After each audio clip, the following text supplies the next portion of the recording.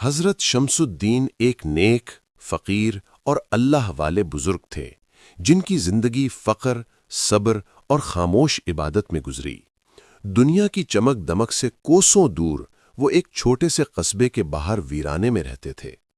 اللہ تعالیٰ نے انہیں سخت آزمائش میں مبتلا کیا تھا۔ وہ کوڑ جیسی موذی بیماری میں مبتلا تھے جس کی وجہ سے لوگ ان سے نفرت کرتے، قریب آنے سے گھبراتے اور ان کا سایہ تک ناپاک سمجھتے تھے۔ ان کا جسم زخموں سے بھرا رہتا، کپڑے بوسیدہ ہوتے اور اکثر بدن سے بدبو آتی، مگر ان کی زبان پر کبھی شکوہ نہ آتا۔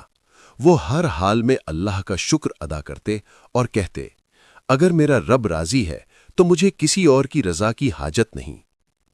لوگ جب انہیں دیکھتے تو راستہ بدل لیتے، بچے پتھر مارتے، بڑے نفرت سے منہ موڑ لیتے۔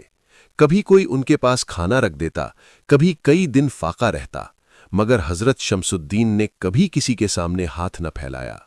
ان کا یقین تھا کہ رزق اللہ کے ذمے ہے، بندوں کے نہیں۔ ایک دن کئی دن کے فاقے کے بعد جسم کمزور ہو چکا تھا۔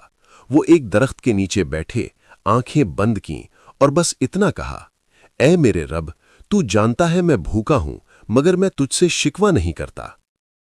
اسی لمحے گاؤں کے ایک امیر شخص کے گھر میں کھانا پک رہا تھا۔ گوشت کے بڑے بڑے ٹکڑے دیگ میں ڈالے گئے۔ اتفاقاً ایک چھوٹا سا گوشت کا ٹکڑا زمین پر گر گیا۔ نوکر نے اسے اٹھایا، نفرت سے دیکھا اور کہا، یہ تو ضائع ہو گیا، کسی کام کا نہیں۔ اسی وقت ایک کتا آیا، گوشت کا وہ ٹکڑا منہ میں اٹھایا اور بھاگ نکلا۔ وہ کتا گاؤں سے باہر اسی ویرانے کی طرف دوڑا جہاں حضرت شمسالدین بیٹھے تھے۔ کتا آ کر رکا، گوشت زمین پر رکھا اور خاموشی سے پیچھے ہٹ گیا۔